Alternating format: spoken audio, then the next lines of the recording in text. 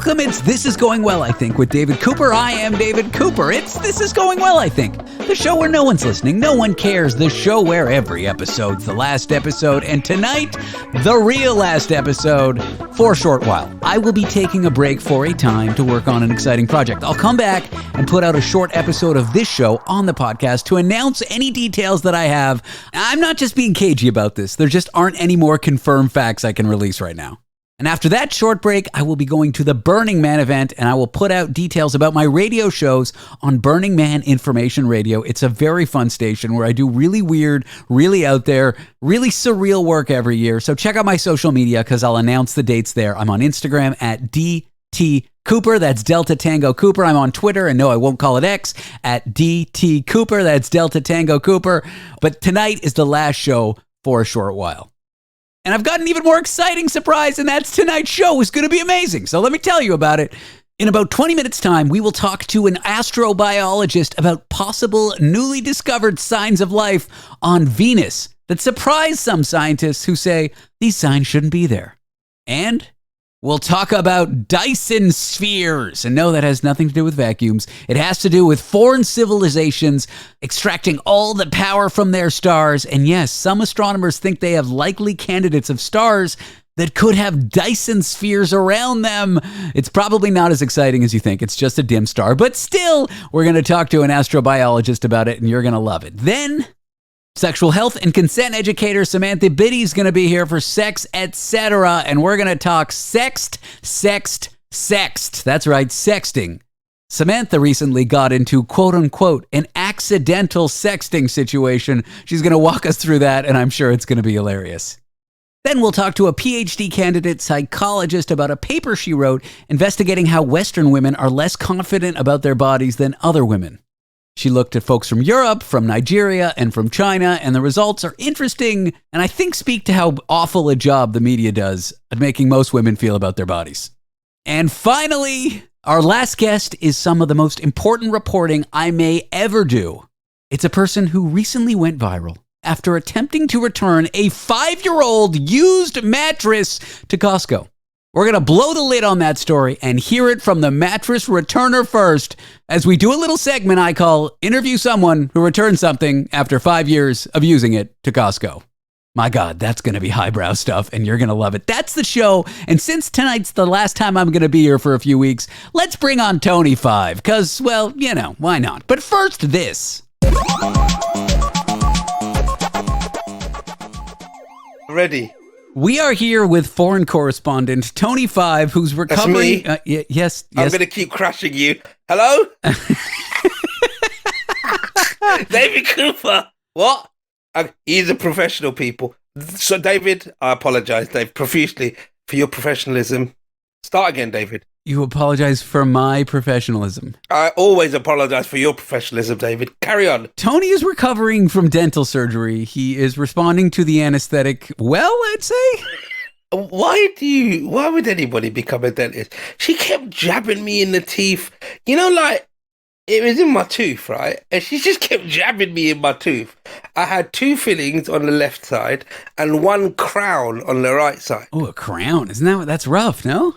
Exactly. And I don't really respond to the anesthesia. Now, that's a funny word, isn't it? Anesthesia. Anesthesia. She said, oh, is somebody going to come and collect you? I said, no. She goes, is someone going to drive you home? And I said, no. And she said, well, you've got to wait here. I said, no. My public needs me. David Cooper needs me. And then she said to me, who the f***'s David Cooper? And then I described you, and then she said, okay, well, you should just go. Yeah, you should leave and never come back. You should just leave and never come back. And I paid like £600 for it. You know, it's a lot of money. I didn't go to the dentist, as we know, famously, for 10 years. And then on December the 31st, not January 1st, because I wanted to get my New Year's resolution done a little early. You know, you don't want to put too much pressure on yourself. I start flossing. And I have an orthodontic. Is that a dinosaur? It is. I have an orthodontosaurus implant. So I had to use those soft picks around it. But basically, I flossed and I brushed vigorously twice a day for 5 months. Then I had the courage to go to the dentist because I didn't want to go and then they'd start picking at my teeth and there'd be blood everywhere. I wanted to like get them in a good state, you know? Yep. So I went and it wasn't so bad. I got a cleaning and then I got a cavity filled and then I got another cavity filled and then I got my third cavity filled and that was it. And I went for the cleaning and the insurance covered like, I think it was $900. Wow. Insurance sends me a check for $850. I'm thinking the dentist is amazing. So I go to get a filling. I get drilled. Pardon the pun. Not my dentist is also a woman, but we did not make love. Man, you love a bargain, didn't you? You just went again because it was deductible, yeah? And there he is with his abject anti-Semitism. It's just two-fist. I just think you love a bargain. You thought, well, it was $900. It only cost me $850. What else can you do with my teeth, baby? I'm so glad this is the last taping we're doing in a long time. Well, not a long time, a short time. Yeah, everybody told you got a really lovely face. Thank you, Tony. So I go back for the first filling. Yeah. And I think it's like $1,400. Oh. And the insurance sends me a check for $1,300. Pretty good. No. Oh. And then the next fillings, I think $1,200, and the insurance sends me a check for $900. And I'm like, okay. They're playing with you, David. Yeah, I know. They're playing. If I go for the final filling, it's $1,200. Insurance sends me a check for $0. They say you can only get 2 fillings every 6 months. So I'm out like $1,200 over teeth. David, they played Tooth Jeopardy with you, David, and you lost. You rolls the dice, you hits the craps. They make you think that they're going to give you all the money. So you think, yeah, I'll go for these expensive operations. And then they just stop and there's nothing you can do. David, this is called Big Dental. Big insurer. Big dental insurance, David. Fine, big dental insurance. Tony, how are things in the UK? I know you're pretty loopy, but there are riots going on in those streets. Listen, it spread. I don't know how I've survived the last 24 hours, David. It's mental. What with that and the trauma of my teeth, between the two of them, the UK is falling apart, David. This whole rioting is spread. There's anti-Semitism now. Oh, really? Yesterday we were saying that it was just Islamophobia. Now they've decided to be anti-Semitic as well? Yeah, I think overnight they really they got to the J in the dictionary. Yeah. And thought, right, let's do these guys as well. Yeah. They got to I. They're like Islamophobia. And they keep flipping a few more pages. Oh, Judaism. Yeah, perfect. Yep. Yeah. Yep. So they've got them. Thank God for the Swahilis. Yeah. They got loads to wait. Or people from the Zimbabweans are doing fine for now. Zimbabweans are sitting there, they're chilling. They're on holiday at the moment. They could not give a damn. So, yeah, it's all now. As we call it, racism by dictionary. David, if there's any form of racism that I stand behind, it's by dictionary. I would go by height. I don't care for tall people. Who are the Swedes? Really? Are they all tall? Get rid of the Swedes. Mostly of the Swedes. The vegetable and the people. I care not for the vegetable nor the people. There's a vegetable called a Swede? Yes, I guess you guys call it a sweet potato, is it? Google Swede, David. What? God, we know so little. Rutabaga. Is that what they call it? Yeah, you call a rutabaga a Swede? Yeah, it's called a Swede. SWEDE. What? David, have you only found out that we call things differently over here? Like that weird turnipy kind of thing? Yeah, it's a Swede. It's like horrible. I knew that eggplant was aubergine, and and there's a few other things. Carrot. What do you call a carrot? Carrot. Yeah, we call a carrot as well. Oh, sorry. Or you call French fries chips? Yep. And French fries, right. French people just call them fries. Fries, yep. Chinese food to Chinese people. That's true. Yeah. I've noticed in England you call sweet and sour sauce Chinese sauce. And I've always thought that was a little racist. That's Americans. We call it sweet and sour in the UK. No. Really? Or maybe it's in France, because I was at McDonald's and I ordered McNuggets, or as they call it, McDo, and I asked for sweet and sour sauce, and it says sauce chinois. And I'm like, why are you just calling it Chinese sauce? No, that was definitely France. We don't call sauce chinois anything in England, so that was wrong. Now that I realize. A rutabaga, a Swede. It's a sweet. Yeah, wow. It's a sweet. Like an orangey type of vegetable, right? Yeah. No. Yeah. No. Yeah. Do you have sweet potatoes there? Yeah, we got sweet potatoes, yams sometimes they're called. Oh, I know another one that I like that you cilantro. What's that? Yeah, you guys call it coriander.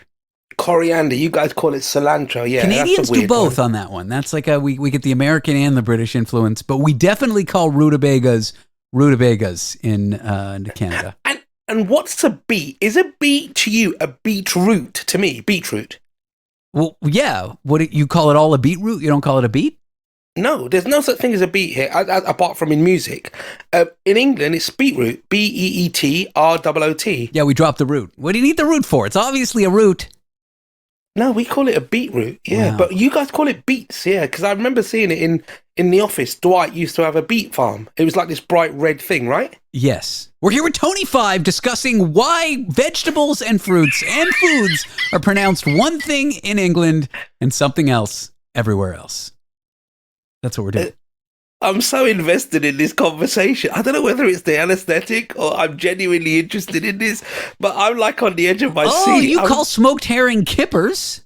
Yeah, kippers. Kippers is good. Yeah, we call them scones, but we also call them biscuits.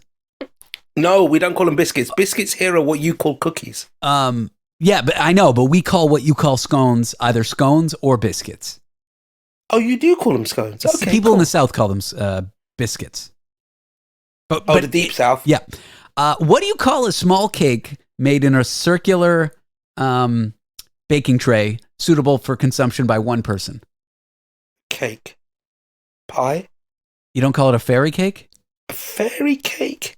Yeah, but that's a certain thing. A fairy cake is a small baked cake with icing and sort of sprinkles, like hundreds and thousands on top. We call them cupcakes.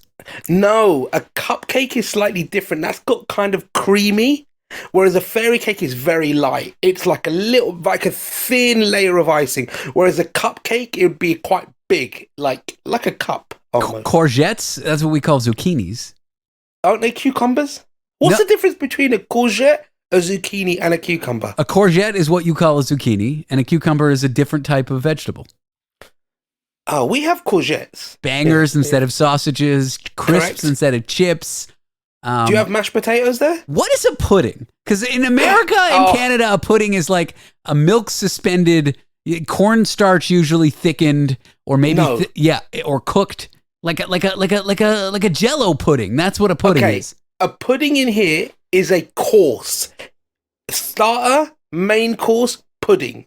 Or dessert. So pudding can be interchangeable with dessert. Wow. Basically the sweet of a meal. So technically a pudding is going to be something like a cake and custard. That's a pudding. You say buddy. You also say sandwich, but you say buddy. We don't say butty. Oh, no, we don't say buddy. Buddy is a friend. Ice lolly Butty. instead of popsicle. I'm telling you, ice lollies are where it's at. A popsicle just sounds so childish. We're here with Mr. Ice Lolly himself, Tony 5, foreign correspondent. Post-dental surgery, euphoria, haze, anesthesia. Those are all words. I don't know what any of them mean. We'll be back with more of Tony in a minute. David, this is probably one of the best episodes we've ever recorded ever.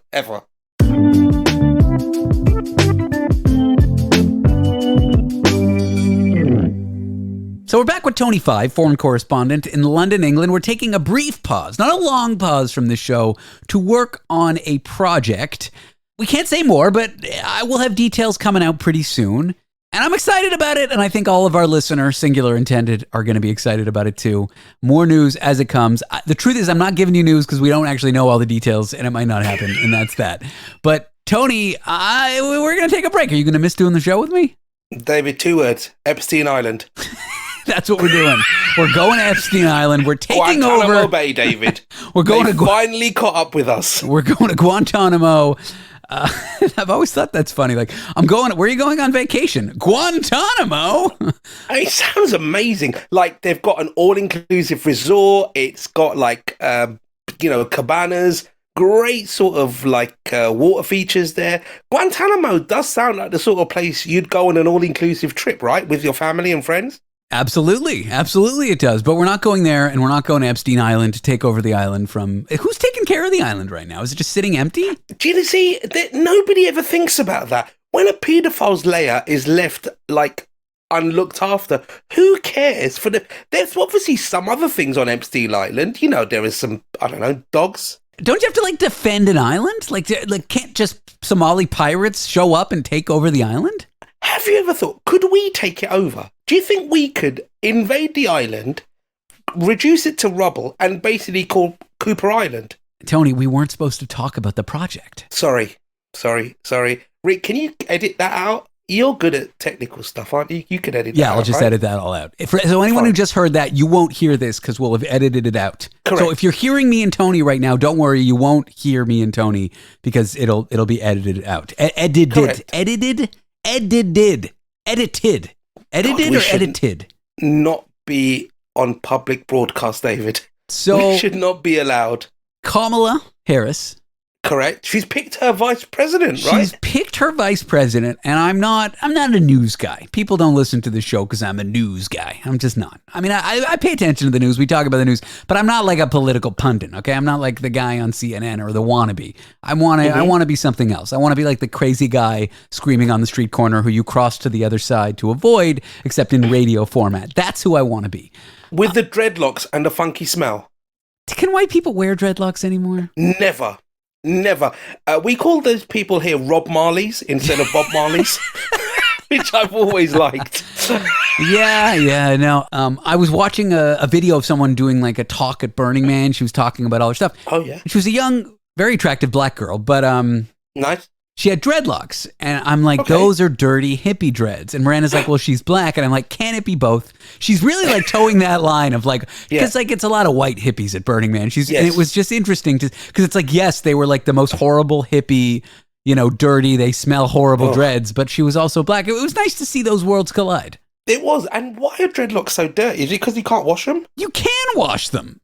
So why are they so dirty? Why are the majority of dreadlocks I've seen? Because the white people that wear them are disgusting hippies, is why. And so they smell. But if it's like your normal natural hair, you could shower, no problem. This is what I mean. So they've appropriated a culture, but just not kept it going. They've essentially whitewashed a black washed item and not washed it. Exactly. They've taken like, a wonderful hairstyle popular in black culture in various parts of the world.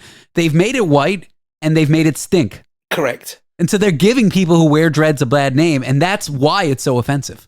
God, that is that's analogy of life is today, isn't it? It is. Taking something, reducing it to rubble and ruining it with lack of hygiene. It's basically what we've done to the airways, David.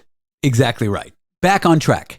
Vice President Harris has picked her running mate, and it's Tom Waltz from Waltz. Not that many people know him who aren't in political circles.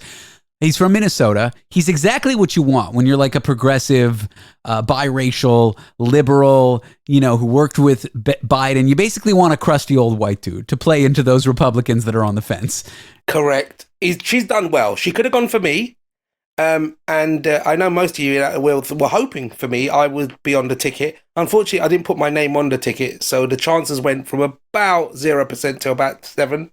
But I still had a chance, to be fair. I wasn't devastated that this guy got the billing. I would have liked to have been Snoop Dogg.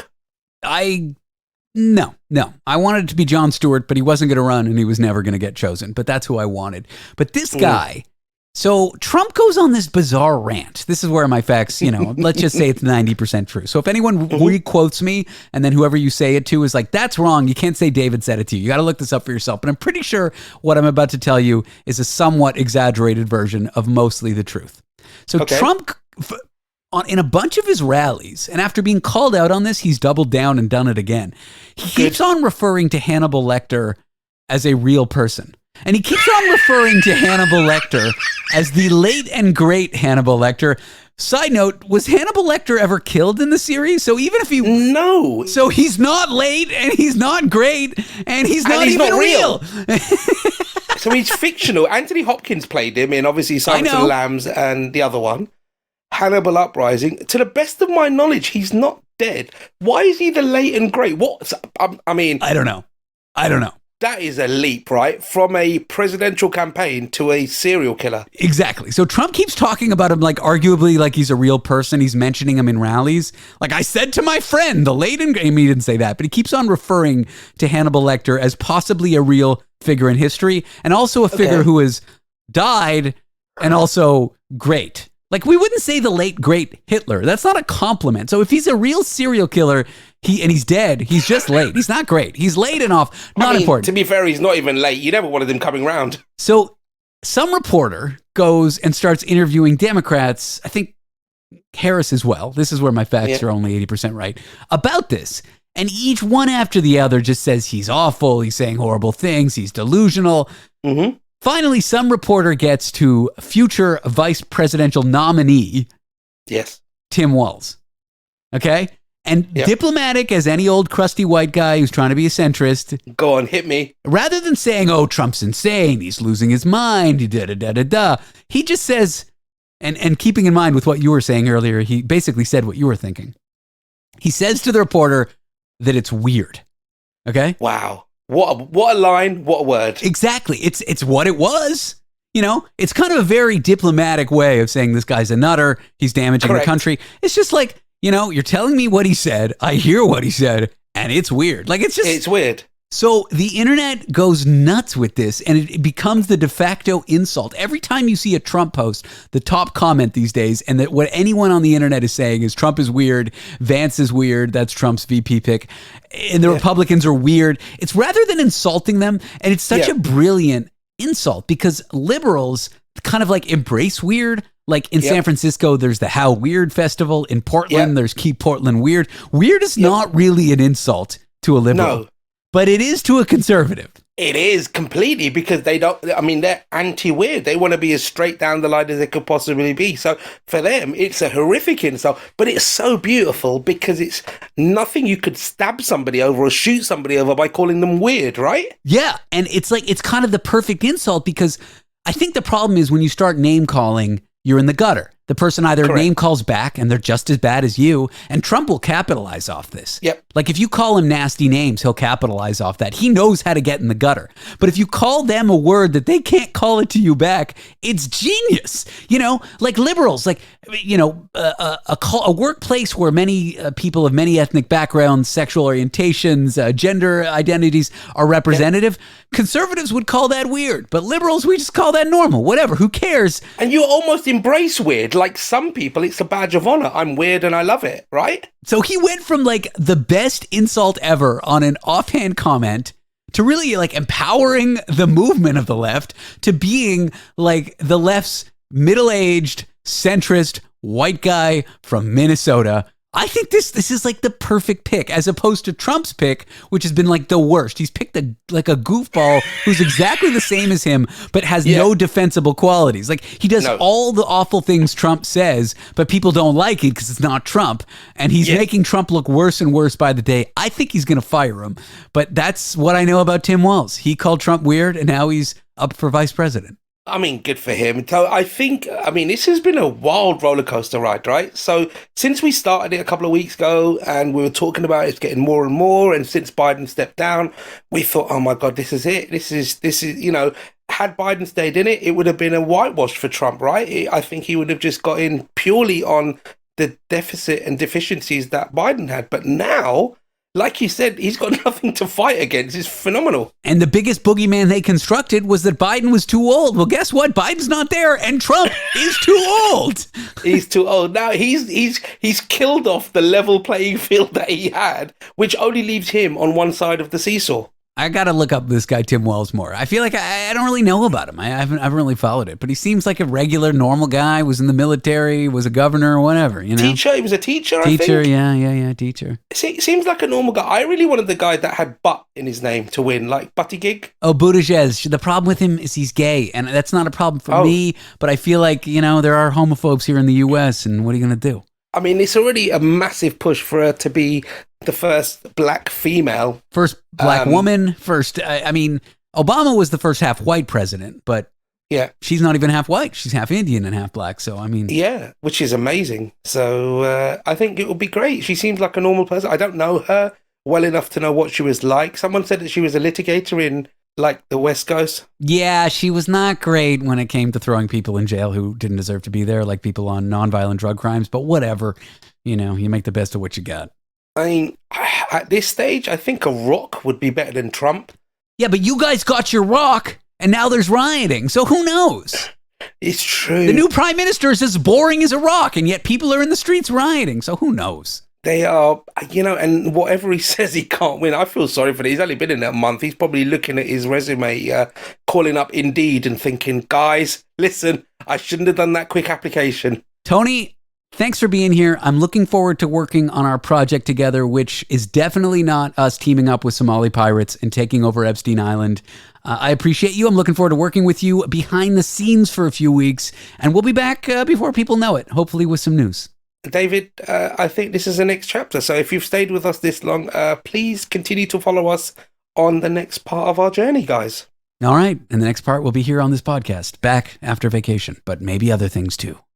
Coming up next, an astrobiologist is going to join us about newly discovered life signs, allegedly on Venus. That's right. A gas was discovered that could be possible signs of life on our neighbor planet. Scientists are saying that gas shouldn't be there. Piqued your interest? Curious about the search for our green-headed alien friends? You're not going to want to miss this one.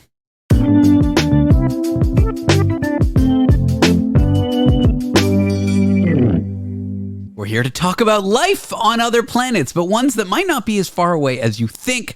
I'm here with an astrobiologist who I mostly have on the show so I can say to my friends, today, I interviewed an astrobiologist. She's the Carswell Chair at York University. She's the author of Searching for Extraterrestrial Life. That's an Audible original, available on audible.com. Her name is Sarah Rugheimer. Sarah, welcome to you. Thank you for having me. I'm excited to be here to talk about life on other planets. It's always a good topic. I really do like you, and you're a great talker, and I like interviewing you, but I might like saying I interviewed an astrobiologist slightly more, which is not a criticism at all. You have the coolest title, I think, out of anybody. It seems made up almost. It does. And then people will often ask me, are you an astrophysicist or an astrobiologist? And I'm both, right? I focus on the astrophysics questions of astrobiology. There are chemists who are astrobiologists. There are biologists who are astrobiologists. There are geologists who are astrobiologists. So it's pretty cool. What's the day in the life of the astrobiologist? Oh, very boring. I'm on my computer running computer models, simulating photochemistry around different stellar environments and debugging my code that's written literally in Fortran. Wow. So, it's pretty boring. I am, and some listeners know this, a former software engineer. And so when you say Fortran, I'm like, that's like basically punch cards. What's the printer paper with the holes in it, that you had to load up? Like that kind of level of... Fortran 77, you cannot have over, I think, like 72 characters in any individual row because of the punch card days. You have to line wrap it. And indeed, that is part of my code. There's like a maximum of 72 characters, and then you have to line wrap because of the punch card days. That's wild to me. And is it called Fortran 77 because the computer programming language was like launched in 77, or that's like when the specification was written? Yeah, I think that's like the era of that. There's also Fortran 90, 95. And so we write new parts of the code in the later Fortrans, but some of the older heritage parts are in the 77. Heritage code. It's always called legacy code. I like heritage. Yeah, sure. Okay, well, let's talk a news article that I read, and I'm hoping you'll lay it out for me. Maybe it's not as exciting as the media grappled onto, but possible signs of life on Venus via phosphine gas. That gas has been found there, and it could have been created by little tiny microbes, little tiny bacteria, these kinds of things.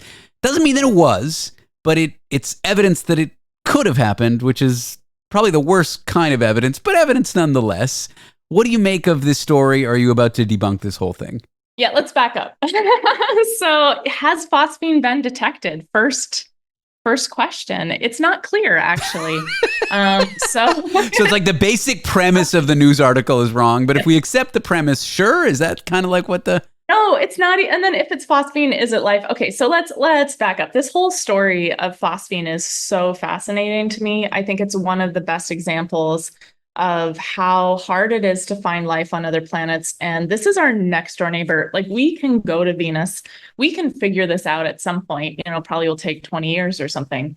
But we can't go to another planet. And we're struggling to find out even if this gas exists, let alone does life produce it. So it kind of makes me depressed about my own work on finding life for exoplanets on distant stars, but we'll get there. Anyway, so I was just chatting with my friend who was part of the original discovery paper on phosphine. He's done a lot of work as well several of my close friends are in this phosphine team on various sides. And he was saying, this is Paul Rimmer at Cambridge, that it's not clear it is phosphine still because they're not seeing other transitions in other parts of the spectra. Well, let's back up because I kind of know what you're saying when you say the spectra. The way that we find out the chemical composition of a planet, of a star, of a distant object is by analyzing the light that it gives off. We can kind of break it down using the cover of the Pink Floyd album, A Prism. Yes. And when it breaks into like that rainbow spectrum, you see these little bands or something in there. And yeah, so basically you see what's missing. Well, so like light gets absorbed by molecules. So, say CO2 is going to absorb certain colors of light. Oxygen is going to absorb certain colors of light. Phosphine is going to absorb certain colors, wavelengths of light. And we know the spectra of phosphine, and we can then look to see if there's phosphine in the spectra of Venus. Now, the complication is there's noise, there's other molecules that are present, all sorts of things, right? So this phosphine detection has always been around the 1 millimeter absorption, and they're just, and a specific transition of that, and they're not seeing other transitions so far. And so like they're, similar in this paper, they also mentioned that they detected ammonia, but ammonia should be visible in some of the other parts of the spectra in the infrared, but it isn't. So is that actually a detection of ammonia? You need to see these lines, I guess what I'm trying to say, in multiple wavelengths. Got it. So if a molecule's present, it's going to be absorbing at many different wavelengths, and you should be able to detect it in those different wavelengths. And phosphine, that has not been clearly made. So it's possible that there's other factors that are causing it to be strongly present in one region of the spectrum and not in others, but the case hasn't been clearly made for that. So I would say we still don't have a clear detection of phosphine. And then if it's phosphine... Yeah. Let's accept the premise, and then what is it? What can that possibly mean? Does that mean life made it? No, it could be something else, right? So like Venus is an incredibly inhospitable environment. I would say that we clearly don't understand photochemistry in Venus very well. That's like pretty true. We have, I think someone went to a conference once, there was a bunch of Venus modelers. They had put in the exact same boundary conditions in their atmospheric model. They had all 8 groups had done it, and they got 8 different results. We just don't understand Venus very well. Is it because there's too much stuff in the atmosphere? It's too chaotic? It's just very far out of the regimes of Earth, and the dynamics are just weird. The photochemistry is weird. So we're not we can't think. I'll say what this means. We can't think of a way to produce phosphine without life on a terrestrial planet. But that doesn't mean that there isn't ways to produce phosphine on a terrestrial planet. We just haven't thought about it very long. We've thought about it for a few years. Give us time, give the skeptics time, give the lab people time to come up with those pathways. And I'd really recommend your listeners just check out a great TED Talk by Clara Sousa Silva, who her whole TED Talk is about phosphine on Venus. She was one of also the original discoverers with Jane Greaves and Sarah Seeger. And there's just been a bunch of back and forth with this detection. And my favorite is this work immediately after the first detection, where they showed by just manipulating how you process the data, you can find lines where there aren't any. So they showed that you can, by how you process or overfit data. This is getting into the weeds for people. Well, no, the lay explanation would be, depending on how you look at the data, the types of chemicals in the Venus atmosphere could be different.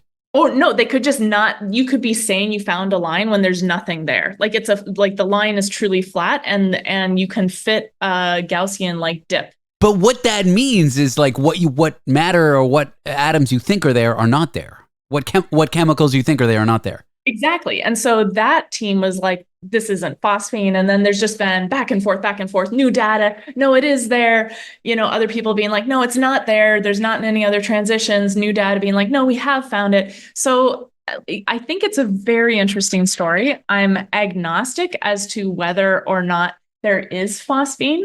But maybe there is, maybe there's not. I'm not saying there isn't. Let me say, I'm not saying there isn't, but even if there is, I'm certainly not saying it's life. There's like so many steps to get to that headline. It could be the Venus aliens hiding themselves from us cleverly, confusing our instruments because they think we're annoying. I mean, that's my explanation.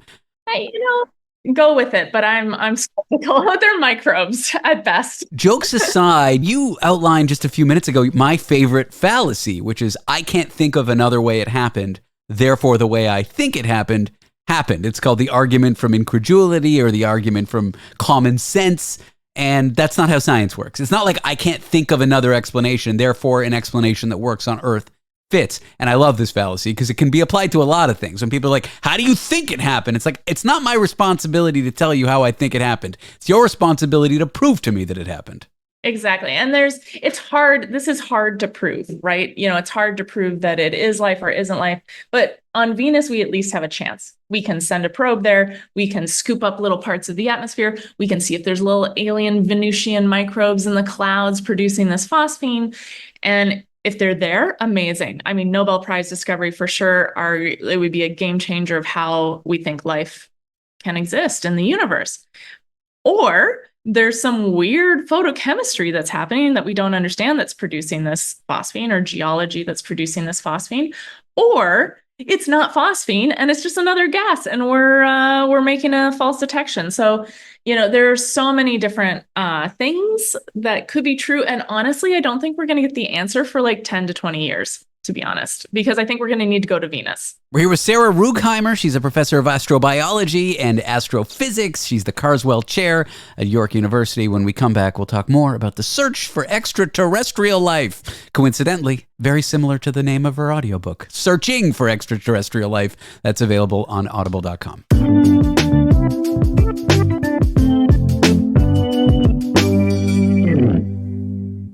All right, we're here to talk about vacuum cleaners, Dysons. Actually, that's not exactly what we're here to talk about. We're here to talk about life out in the cosmos. I am joined by astrobiologist Professor Sarah Rugheimer. She's the Carswell Chair at York University, author of Searching for Extraterrestrial Life. That's an Audible original, available on audible.com. Sarah, that's a mouthful, but welcome back. Thank you for having me. Super excited to talk about not just the microbial aliens, but the intelligent kind this time. The kind that we have to worry about. Yeah. Or maybe the kinds that has to worry about us is probably more accurate. I don't think we're a threat at this point. We can barely take care of ourselves here, and we can't go very far. I agree. But if we don't destroy ourselves, giving the way that we behave, if we were armed with the technology to be a threat to foreign, civilizations, planets, star systems, I think we would be. I'm optimistic about future humans. We're becoming less violent over time. We're socializing, It's true. It's true. It's like if you watch the news, things have never been worse. But if you look at the statistics, we're in the greatest era of peace. Not to say there aren't horrible, awful conflicts going on. Of course. But, by and large, if you just look at the numbers, we're getting better. You used to have a 20 to 50% chance, I think, of dying of violent death. Right. In pre-industrial civilizations or hunter-gatherers, 20% warfare deaths. And now how many people are going to die in war due to violent trauma? Very, very few statistically, not to say that horrible things aren't happening. No, awful conflicts in the world that needs to stop and that our leaders are not listening, and horrible things happen. I'm not discounting it. I'm just saying statistically, you're less likely to be in a war right now. Statistically, it's never been safer to be a human. I feel bad hearing that. I'm tell that to the poor kid in the Middle East, but not important. I know. But this is why I'm optimistic for in the 10,000 years in the future when humans are going out. I'm hoping we'll even be better by then, and we won't be such dicks as we are today still. Oh, I love when you use vulgarity on the show. It gives me great joy. But yeah, it's there's a great site. It's by one of the writers of Star Trek. It's called The Orville. It's a sci-fi series, kind of like Star Trek. There's an episode about there's a civilization that they visit that's basically at our level of technology, and they're like, why won't you give us this tech? And they're like, well, you're not ready for it. If you arm Earth right now with that kind of civilization destroying technology, like a laser beam that could take out another planet, I think we'd use it right now. That's all I'm saying. Yeah. I wouldn't trust it with us now. I'm just hopeful for future humans. Yeah. So yes. So hopefully species also have a similar evolution, and maybe they don't. Maybe they just evolved to conquer the universe. I'm not sure. Or they evolved to destroy themselves, which is another worrying thought, another solution to the paradox of where's all the life. Not important. We're here to talk about vacuum cleaners. I myself don't own a Dyson because I think you pay like a premium. I don't think they're that good. I think you can just buy one on Amazon that's just as good for like, $80 instead of 800. I don't know why I'm talking about vacuum cleaners. I was listening to a physicist talk about Dyson spheres, and I do feel like he'll do a better job describing them, but it's kind of a fascinating concept. And the reason I mentioned science fiction earlier, A, because I ramble and I go off topic, but B, this is something really out of science fiction, what a Dyson sphere is. Yeah. No, I mean, a Dyson sphere is a cool concept, right? Because it's like, how can we harness all the energy from a star? So right now you can see on Earth, we're trying to harness the energy from our planet. Burning dinosaurs, fossil fuels. Geothermal energy, trying to figure out like how can we tap the resources of the planet, hopefully not in a self-destructive way, but that's where we're headed.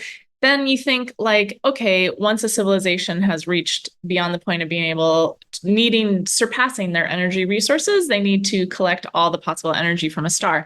Enough solar panels on the planet are not going to do it. So then they like cover a sphere or a ring or some structure around the star where they're able to capture massive quantities of light and use that. And basically that would have a detectable feature. We are looking for them. Some people say we may have found a few candidates. I'm going to clarify that this is a candidate, not necessarily a detection, but those stars would look different. They would look dimmer in visible light and much brighter in the heat, in infrared light. And that's how we look for them. And that's because heat energy is kind of not as useful. It's the high powered, beyond heat energy that's useful. So however this civilization's collecting it, or why, that's actually a question. Is that why? It's probably wrong, but why would we detect heat but not as much light? Well, they're going to block the light because they're collecting it. And there's always thermal waste energy from thermodynamics. So you can't have a completely closed system. You're always going to lose some energy and some waste energy. And that's what you'd be seeing. So are you about to tell me about entropy? Because you're giving me an acid flashback to my physics class. And that's definitely the part in university that I failed. Yeah, well, we don't need to bring up bad memories of those times, but basically, yeah, you can't. You're always going to have this waste product, and that's what we would be trying to see. So you would see like this weird thermal infrared peak, but no, the star would be gone, kind of. So you'd see like evidence of a star, but less light.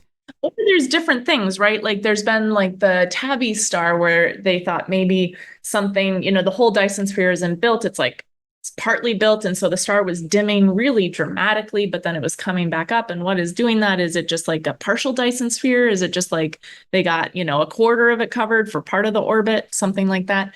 But that turned out to be not a Dyson sphere in the end. It was a very interesting star, also a good TED Talk. But yeah, no aliens in the end.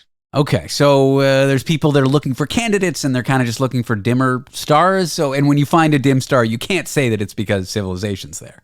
No, I mean, there's a lot of things that could be covering. So if you have a massive dust cloud or comets or, just different things could also be absorbing the visible light, and you could be seeing infrared light. So there's other astrophysical ways to get this, and you need to then tease out, is it dust? Is it just a very dusty environment, or another possible factor that's causing this, or is it an alien megastructure, in which case I think we should not send radio waves that direction. Don't yeah, I mean, what good could come of it?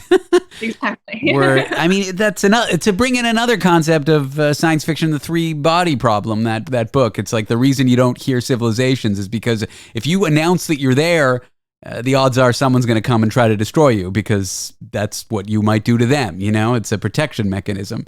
Yeah. It's kind of a scary solution to the problem of where is all the life. Keep quiet or you're going to get destroyed. Absolutely. And what really disturbs me about that book and series, though I love it, it's one of my favorite science fiction series of all times, is that it only takes a few humans to screw it for everyone. Yeah. You know? Someone with a radio telescope. That's it. Exactly. There are enough people that are super nihilistic about our future and our current that they'd be like, whatever, we deserve to be destroyed. And yeah, that worries me. Yeah, that's how it happened in the book. Someone was having a tough go, and so they announced to the aliens, like, yeah, come get us. Yeah. And so that it's not like you need all of humans to vote on this. And yeah, that's the distressing part. But I digress. It's the psychology that worries me more than anything else. I've grasped at straws here. I talked about the phosphine at Venus, which maybe isn't phosphine. I've talked about Dyson spheres, and even potential candidates could just be dim stars. What's your favorite, possibility? I know there's no conclusive evidence, but in your work, like, what interests you the most in the search for possible life out there? Yeah, I mean, certainly I don't think we found anything where I'm opening a bottle of champagne yet. Everyone will be the first to know if I think there is such a candidate. So far, everything has been like interesting, but still like likely to be other phenomena.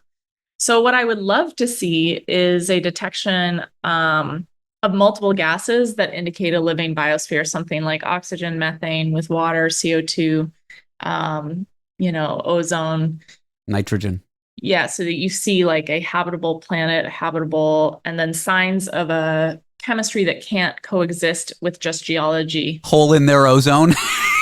Yeah, exactly. Sure. Some chlorofluorocarbons to screw it up. Yeah. I mean, it would be great if we found like some techno signature as well. But I will take, a kind of a combination of gases, which is going to be expensive to do. In the sense that we'll have to build a good telescope and spend a lot of time pointing it in the direction. Absolutely. Well, the co-host for some of this show, a man named Tony Five, who you've never met, always says we're not going to find intelligent life out there because we haven't found intelligent life here. But talking with you, I don't agree with him. Thanks for taking the time to talk with me today, Sarah. Thanks for having me, David. Sarah Rugheimer, professor of astrobiology. She works at York University, where she's the Carswell Chair. She's the author of Searching for Extraterrestrial Life. That is an Audible original. Check that out on audible.com. And up next, it's Sext Sells. Well, we talk about sexting with sexual health and consent educator Samantha Bitty for Sex, Etc. Samantha claims she recently got in a, quote, accidental sext situation. I'm looking forward to hearing about it. It's going to be a laugh, so stick around.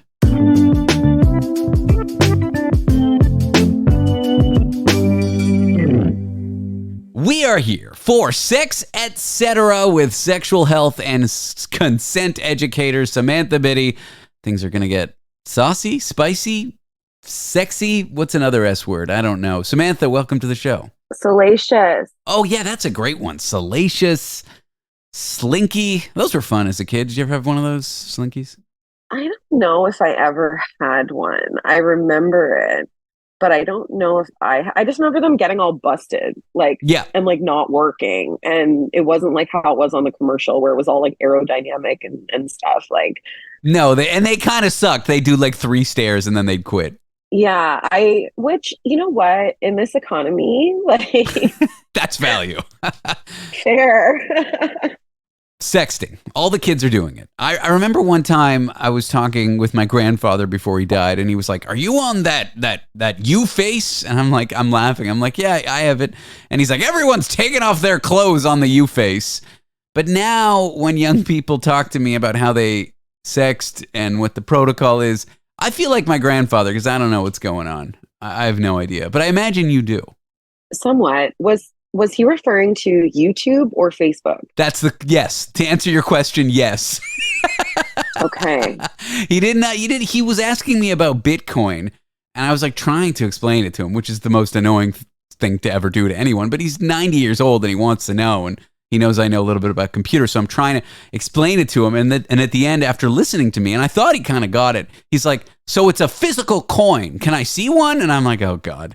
So that was the level of, he thought every morning that he would get like a fax machine from his broker, but really it was just an email and my dad would print it for him. See, any email was a fax to him. He was an amazing sort of snapshot in time, that guy. I love that. You know, I hope for me, and I feel like I'm already on this trajectory, that it won't take me to 90 to not understand what is going on. with technology or anything, because like I'm already there and I actually have no curiosity. Like I'm just like, I don't want to know why AI uses so much water or whatever. Like, I don't want to know. I don't want to know. I'm really focused on, my micro interactions and the ways that impacts my community and my greater society. Everything else, I'm just like, whoa, I'm like so overwhelmed.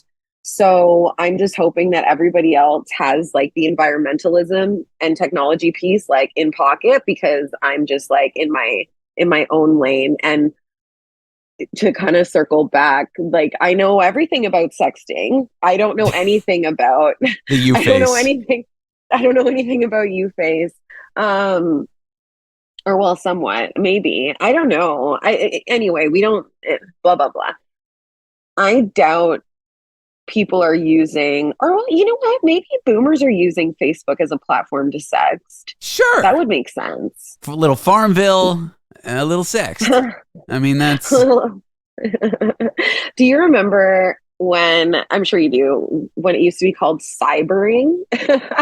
Yeah. I remember being in chat rooms. It's like you just don't see the person and you say, do you want to cyber? And they say, yeah. And that's, it was this weird thing. And then your friends would be like, do you cyber? And like, yeah, I cyber. I mean, I say I do, but I'm not cool enough to. ASL, right? Like age, sex, location.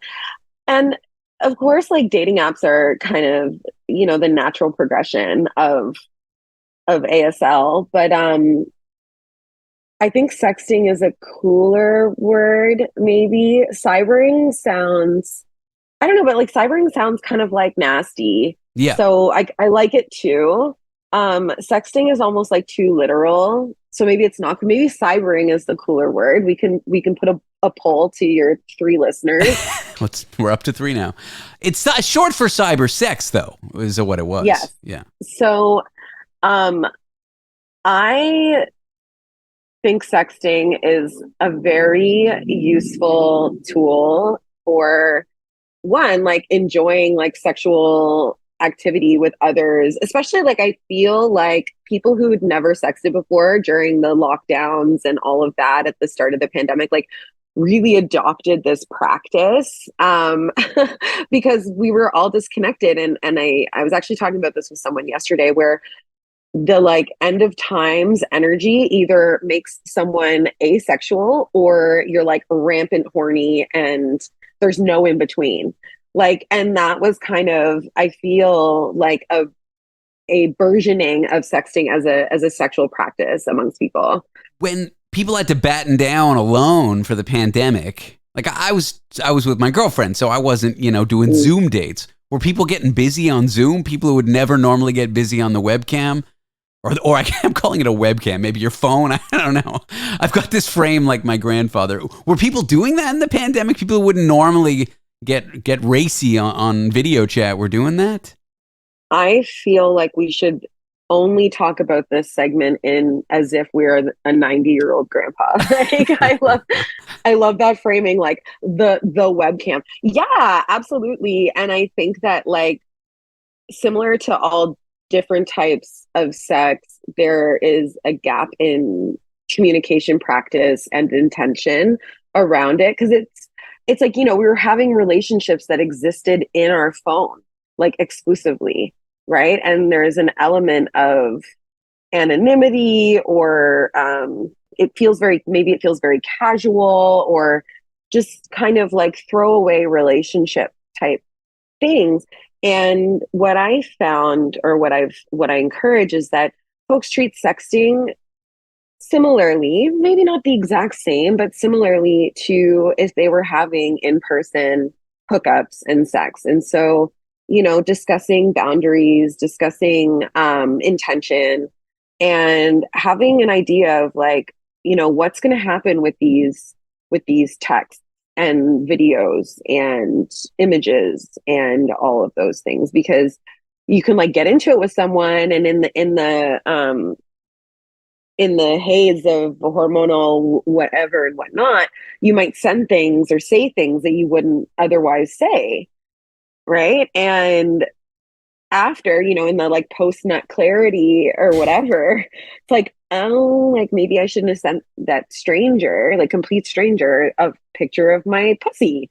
Like, and I think that there are a lot of platforms that allow for timed photos, photos that can't be screenshotted. Like, it's really evolved to account for some of those, like, in the moment, horny decisions that then might have consequences, like where if that person ghosts you after, you don't, similarly to having sex in person, you like might not feel really great. And it's like, oh, I trusted you with this like intimate space that we shared, and now you just like don't exist. And I have there's no recourse for it.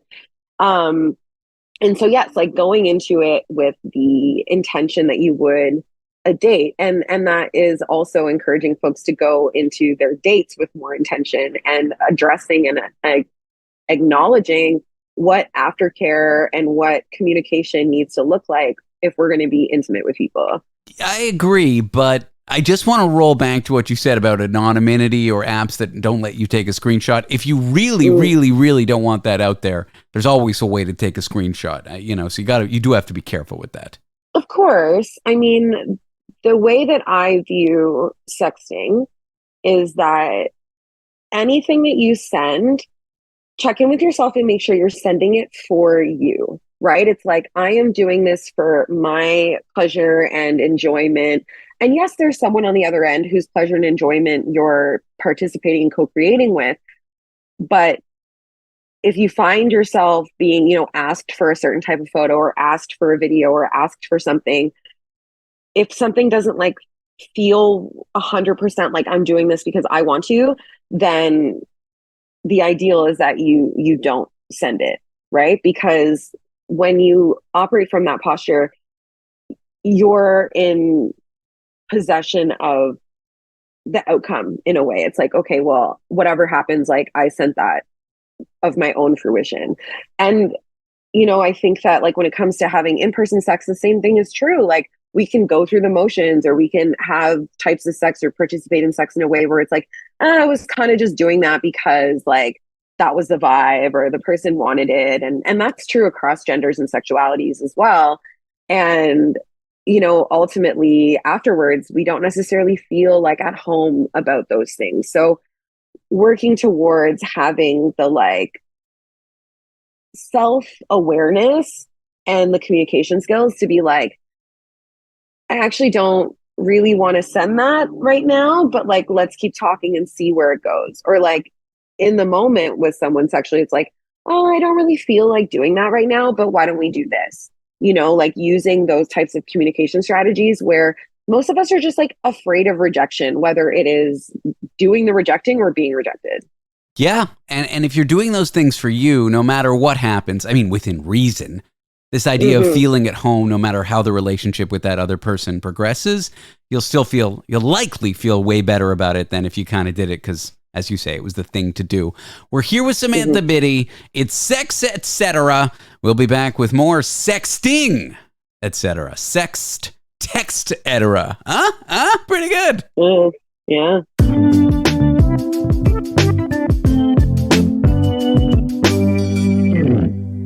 Samantha Bitty is here, sexual health and consent educator. We are talking about sexting on Sext, Text, etc. My brain's not working. No, I'm all for the title of this segment evolving to reflect whatever it is that we're talking about. I'm super down. You're here for it. Cool. Before we started rolling, you wanted to say something about accidentally sexting someone. Is that like you got the wrong number? Is that like you just kind of the conversation progressed into it? What does accidental sexting look like in your world? I mean, it looks like a slow summer, but I was in this particular circumstance. I was speaking with someone who I was briefly involved with, where the relationship wasn't really, it didn't work. Like we're just incompatible for different reasons, but there was like lots of chemistry, lots of like really good feelings. And so we were not speaking for a while because like it was just like, yeah, this isn't it. And I had reached out because I want to be friends. And I'm the kind of person where I am friends with so many people who have been my lovers. Like, it's not an unusual thing for me for a relationship to change shape in that regard. I like to have my relationships in their highest forms that are fulfilling and sustainable. And, this is someone, like I said, I had like really incredible chemistry with, and I was like, I feel like I want to know this person and have them in my life in a way that feels like not like it's like no contact or that it's icky or any of those things. And so I reached out in the spirit of friendship, and they reciprocated. And it had just so happened that earlier that week I'd taken like a really good nude that I was like, well, like, I send my friends pics, and they were like, in the spirit of friendship. In the spirit of friendship. And, he was like, well, what kind of pics? And so I sent it. And then there was some conversation about that pic. And then the conversation the trajectory of that conversation went in the direction of like, here's all the things we can't do now that we're friends. And so it was accidental sexting. Yeah, but listing sexy things under the guise of here's the things we can't do is a sexy conversation. It can be, at least. And that person was also pleasuring themselves during the conversation. So yeah, that also... in the spirit of friendship, they were pleasuring themselves. Oh, no. And I feel fine about it. And I am someone who tries not to choose chaos and negativity in my personal life, but that doesn't always happen. I am someone who tries not to have chaos and negativity in my personal life, but you realize how that sounds.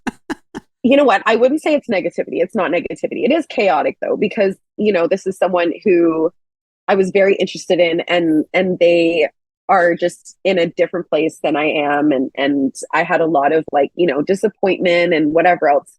And so it's irresponsible emotionally to have engaged in a sexting thing that may or may not have happened more than once with this person. But the question that I asked myself, and this kind of circles back to the point we were making in the first segment about like, okay, but like, how does this feel? Does this behavior, if we couldn't continue having sex in person because there wasn't enough consistency or commitment, is sexting different, right? Am I emotionally responding to sexting with this person differently than I did when we were having sex in person? And, that's kind of to be seen. And I think that it's going to be different for different people across different relationships, the same way that having sex in person is different for different people across relationships. Like sometimes you can hook up with someone and be like, whatever happens, I feel completely neutral. And then you can hook up with someone and be like, if this person doesn't text me today, I'm going to lose my mind. Right. So I think the same thing can be true of sexting, and that people should treat it with the regard that it deserves, because your brain is still doing a lot of those same chemical emotional pathway building, especially if you're jerking off. Like you're still having like somatic experiences connected to the things that you're saying or exchanging with someone. But I will say I want to end on a bit of a high note, and this is kind of funny. Like, we've been in it's summer and heat wave energy and all of that. The cockroaches are flying. Go ahead. Flying. The cockroaches. Speaking of cock, he sends me a pic of, he sends me a dick pic. And the thing that I couldn't help but focus on in the pic was the air conditioner unit in his room. Dude, whenever you got to make sure your room is orderly, No, it wasn't that. It was just that because it's a heat wave, I was like, maybe I should hang out with him. Like, I was just like... We're attracted to people for various reasons. I mean, there are people who are superficial enough to be like, she's got a fast car, I want to hook up with her. I mean, from your end, he's got a great AC. Why not? It looks like his room is really cold and mine isn't. So it was just funny because he's like showing me his dick, and I like it. Like it was solicited, it's welcome, lovely penis, fine. But because of the circumstance, I was like, oh shit, is that an air conditioner? Like that is. I feel like we've unlocked two new kinks here. One, great AC, and two, talking with someone about what you can't talk about. Like to say to someone, we're just friends now, in the spirit of friendship, I can't send you photos like the photo that looks like this. I'm about to send. Yeah. And it was really fun. And while it was happening, I was like, oh, okay, yeah, this tracks for this relationship. And ultimately it's what I wanted. So here we are. I was just going to rewind to what we talked about, 10, 15 minutes ago. You're doing it for you. No matter what happens, within reason, you kind of feel at home about it, even if it's, maybe not chaotic. Or you try not to be chaotic, but kind of frame. It's emotionally irresponsible on my behalf. And again, as I said, it's been a summer, It's been a hot summer. I feel like the heat makes me go cuckoo bananas. I lose it more, It's tough out there with the heat. And it's just going to get worse. Climate change. Probably. I mean, I'm not a climate scientist, but I do listen to them. They're not saying great things. Well, if you remember earlier on in the segment, we said that environmentalism is someone else's bag. And yes, I'm aware of it and I'm like conscious of it and all those things, but we don't have to be experts in environmentalism today. Just our own inner environments. I'm buying a flight today from New York to San Francisco. Okay. And the flight that was $10 more was like, save 30% in carbon emissions, blah, blah, blah, blah, blah, blah, blah. And I'm like, you know what? $10 to be in like a fuel efficient, flying no matter what plane you're in is horrible for the environment. I'm like, I'll do it. So, but I'm like, well, what kind of plane is this? It's a new plane. And I open the drop down. And this is where I might be jealous of you for not following, non-sex related current events. I do the drop down and it's the Boeing model where the door blows off, the wing falls off the engine. I'm like, I'm not spending $10 more to die. So it's like, it's a fine balance. The technology, environmentalism, maybe I should risk my life for 30% less carbon emissions, but I don't know if I'm going to do it. One, downloading the responsibility of environmental catastrophe onto the individual is so messed up. That's why my girlfriend's like, don't get the plastic straw. I'm like, it's not my fault for getting the plastic straw. It's Exxon's fault for dumping oil all over the Arctic. And then the other part of that is because I am on YouFace all the time, I am familiar with I watched a whole video essay about the doors, why the doors blew off of those Boeing airplanes. So I am in and of the tea around the Boeing conspiracy stuff. So I do know about that. I am going on the Airbus. And I'm saving $10 and I'm polluting the environment. And it's Boeing's fault. They're like, oh, we'll make a more green plane. But who cares about the doors? I'm like, you're right. It isn't my fault that Boeing and Airbus. Well, you know what? I do think the individual consumer has some responsibility. Yes, of course. We can always be conscientious, intentional, not run our water fry. Like there are a lot of ways in which the individual can contribute, as I said, to their community, their society, their broader environments. However, using shame and guilt as a tool to inform our behavior, and then for that also to be associated with like a price tag. That's corporations' faults. Yeah, that's a disproportionate amount of responsibility. And as you know, it's like, I believe in accountability. I believe in personal responsibility affecting the greater, but that needs to be proportionate. And as you said, I'm not flying a private plane. Like there are a lot of ways in which I am not the one responsible.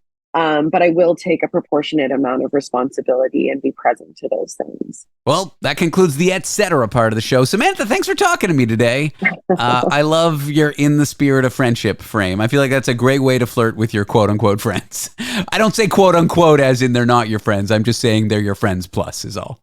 Friends plus. Samantha, thanks for your time. Thanks. Samantha Bitty, sexual health and consent educator. Check her out on the gram, the Ugram, the Instaface at Samantha_Bitty. After the break, a recent study says that white women from Western countries appreciate their bodies less than women from other countries. So we'll talk to the author of that study and really figure out what the media is doing to women these days. Spoiler, it's not good. It's never good. But I'm looking forward to hearing research about this, and I think you're going to like it too.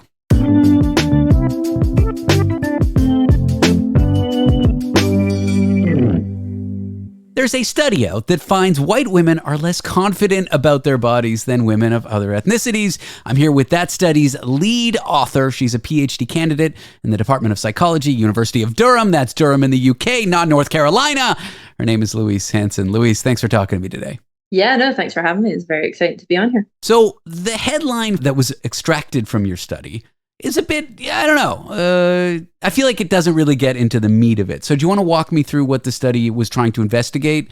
And then we'll talk a little bit about the findings. Yeah, of course. So the study, for people that kind of haven't read up on it, is about women across the lifespan and how much they appreciate their bodies.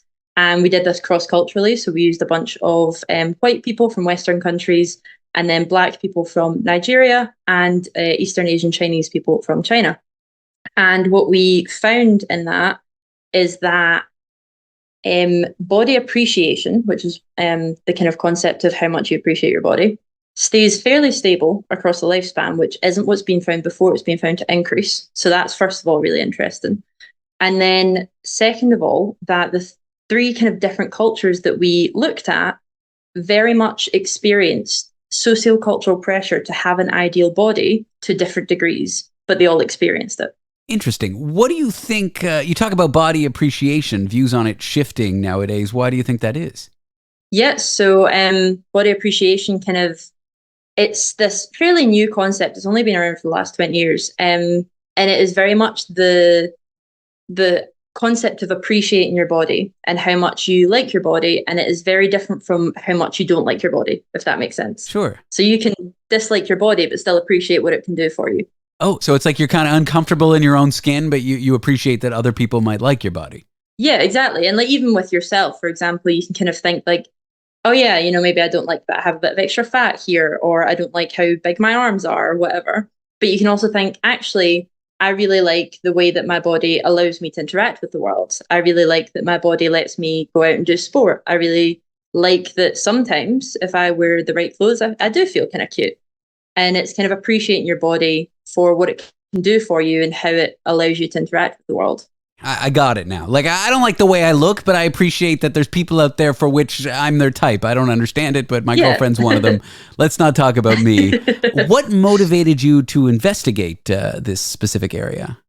So it actually came around by accident. It's quite funny. So I was helping out one of my PhD supervisors with her undergraduate students. And we came up with this study idea where they were going to look at women across the lifespan, because older women are generally neglected in this area of research.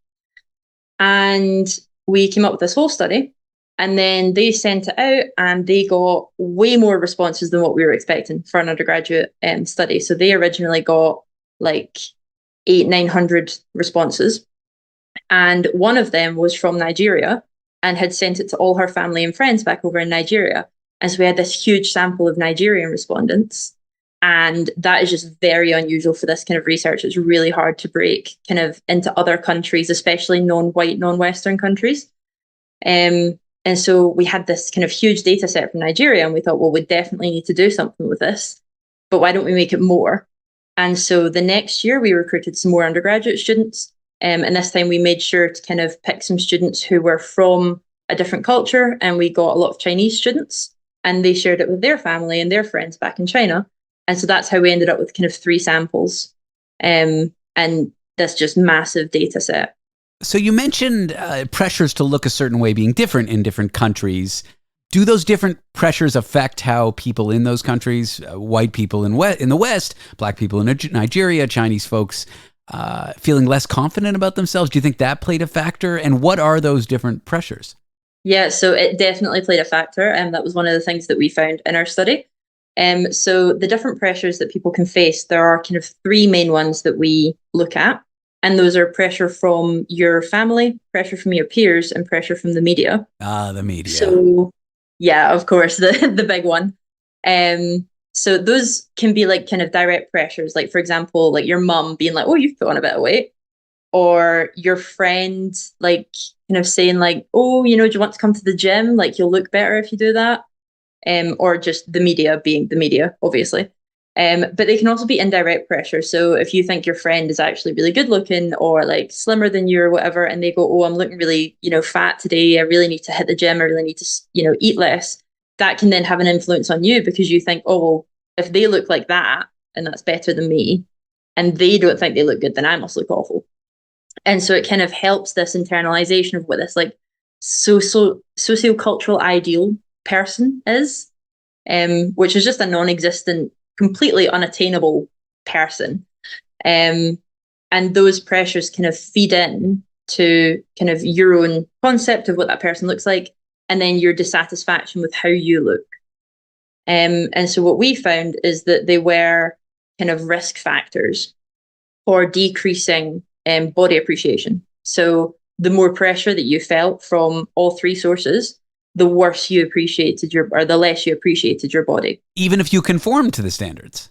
Even if you conform to because the standards are so unreal. You know, it's like for women, it's you have to have a big chest, but a tiny waist, and then big hips, but small thighs. Yeah, it doesn't make sense. I mean, maybe 1 in a million people has genetics that make them look that way, or they do alterations to their body, but it's not a real thing. Exactly.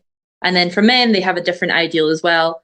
But men's body image is so complicated that we decided to focus on women for now and kind of bring the men in later. Understood. You said, and your study also found that this pressure decreases with age. Is that for Western women or is that for everybody? So that's for everyone. So for Western women, they actually experience the most pressure from the media that we found. So more than Chinese and Nigerian women. For Chinese women, they experience the most pressure from their family and their peers. And Nigerian women were just very low on all of it. They have a very different culture around bodies.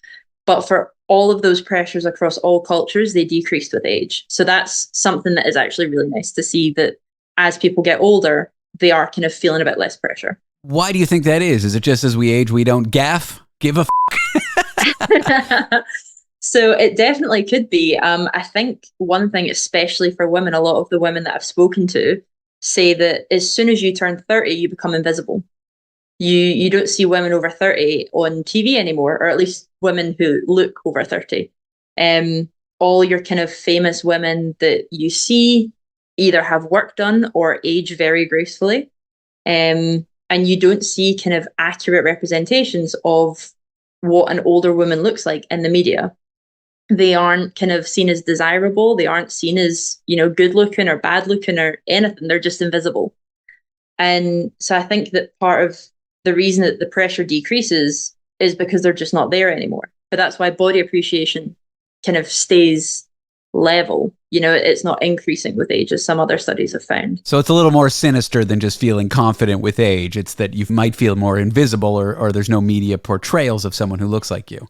Exactly. And the only media portrayals they have are for anti-aging creams, hair dyes, that kind of thing. Yeah, my beard's coming in gray, but that's a conversation for somebody else. After investigating this and writing a paper about it, or leading a study on this rather, what practical recommendations do you have with this sort of insight that you have for people who want to improve their body appreciation?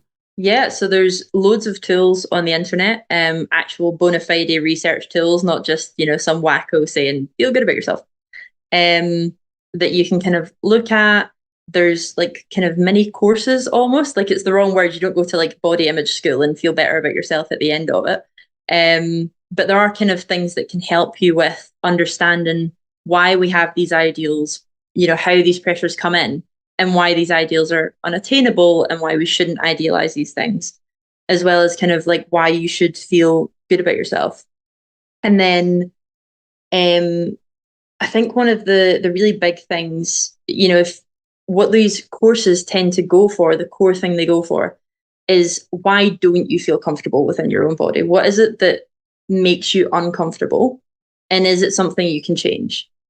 So is it something like you don't like it when you wear a certain type of clothing, or, you know, you don't like it when you do a certain activity? Why is that? Is it because you're worried about the way that people look at you? Or is it that you're worried about your body can't physically do it? Or, like, for example, if someone who had a bit more, adiposity on them went for a run and they're worried that people are going to see, bits jiggling that they don't want to jiggle. And so they don't go on a run. And I think that we kind of need to look inside ourselves and figure out what exactly it is that's making you feel unhappy and why it's making you feel unhappy. And then why do you care what other people think if they see things jiggling, if running makes you happy? And for everyone else, we should look inside ourselves. If we're the kind of people that say, hey, someone's running over there, their bits are jiggling, that's something to be made fun of. That's a horrible way to look at other people. And we need to look within ourselves, Yeah, no, exactly. It's a societal change that needs to come around. But obviously saying that, so, how can I make myself feel better? Well, we need to change society. Yeah, you're right. No, you're right. I'm picturing the image of someone just trying to work out and feel healthy and other people judging them. I mean, you see the news stories about it. So you do. I appreciate your time. It seems like a fascinating study, and thanks so much for talking to me today. Yeah, thanks very much for having me. Louise Hanson is a PhD candidate in the Department of Psychology at the University of Durham in the UK. And finally, the most important story of the evening, a woman who bought a mattress at Costco, slept on it for 5 years, had a kid. I don't know about you, but I know what parents do in order to have children, and it's not good things on mattresses. Anyway, 5 years goes by, and then this woman returns the mattress to Costco. Do they accept it? What has the internet said? Why did this story go viral? Questions that mostly will be answered in a moment.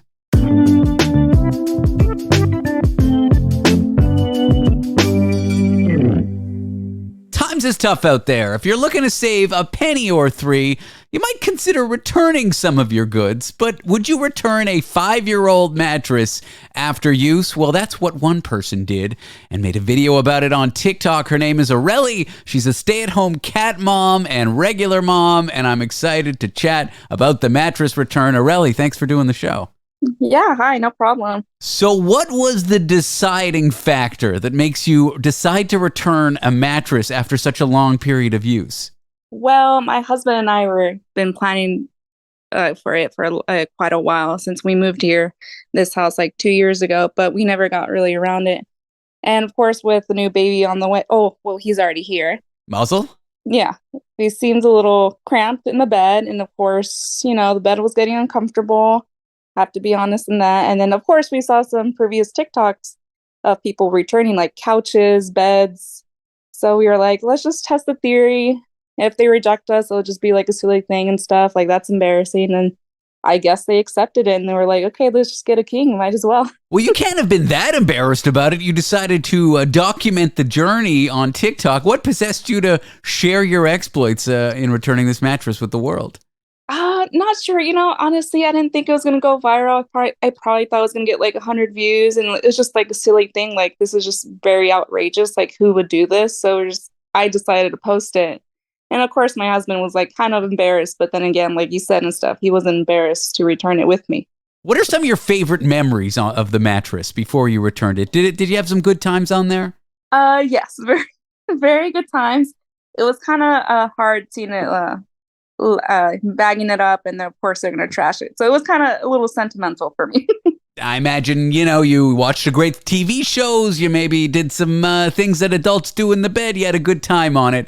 Yes. So describe to me that moment you return your beloved mattress that had served you so well. When you get to the return counter at Costco, what did the people think? Oh, man. So, of course, when we arrived there, I was, before in the car ride, and I was like, okay, let's do it. We got it. Of course, my husband was kind of super nervous about it. We lug it out of the car, get one of those orange crates, and once we start wheeling it there, I think I start having like a little bit of panic attack. I'm like, oh my God, this is so embarrassing. Maybe we shouldn't do this. And of course, once we arrived there at the cashier, the lady that helped us, we were kind of playing a little bit dumb about it. We're like, oh yeah, we just want to return this mattress. It's, it's uncomfortable. It sinks in. And then once we said like it was like 5 years, her face was kind of like, well. It sinks in because you used it for 5 years. Yeah. Okay, so she ends up accepting it. Does she give you a hard time at all? Not at all. I would say she was trying to find it in our account, and she did because we didn't have the receipt. So there's that. She said that she was going to talk to her manager about it. She just walked away a little bit, and then she came back and she gave us a gift card, Costco gift card on that. She didn't give us cash back. And then, of course, she said that normally, you should return things at a reasonable time, but their Costco policy does not have a time limit. So yeah, reasonable is in the eye or the mind of the beholder, but let's latch onto that word, reasonable, because the internet had a lot of feelings about this. I imagine some people were cheering you on, some people were excited about it. Let's talk about the positive reactions first. There's people like, I did the same thing with my bed too. Couch or barbecue grill, I don't know, whatever they return and stuff. Honestly, pans, because they're not sticky, they're not stick anymore. So it was pretty crazy. Some people also encouraged me and just like, you know what, Costco is makes a lot of money. It's not their loss. So it's a lot of positive. Yeah, I wonder how much allegiance or how much you owe those Costco shareholders. I mean, yes, they're suffering, but these are people with money. Who really cares? Yeah. I certainly don't. I wonder if you met like your boyfriend, your girlfriend, your husband, your wife at Costco many years later. Can you return them? Not a relevant question. Let's talk about the negative reaction. There are users out there who believe that returning a mattress after loving use after 5 years is unreasonable. What are some of their reactions? Oh my God. I probably got called like every name of the book and stuff. But again, I really don't care and stuff. Costco returned it. It's their problem. But yeah, it's either it's very scummy. It's very it's almost as stealing. But then again, there is like a 10-year warranty on my bed or my mattress. So you can justify that. Yeah, I feel like the consumer shame, regular people shaming you is what keeps these corporations rich. If they're going to put it as the policy, you should be able to use it. I'm on your side. Yes. Thank you. Yeah.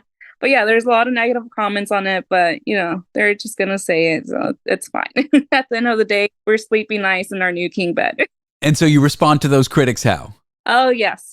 I like heckling them. I have to be honest on that. But of course, it just gets tiring. So I kind of stopped on that. Do you think they should have such a generous return policy? Yeah, I support that. And honestly, I appreciate Costco that they did accept it. Our mattress, that was 5 years. I still can't believe it. Yeah.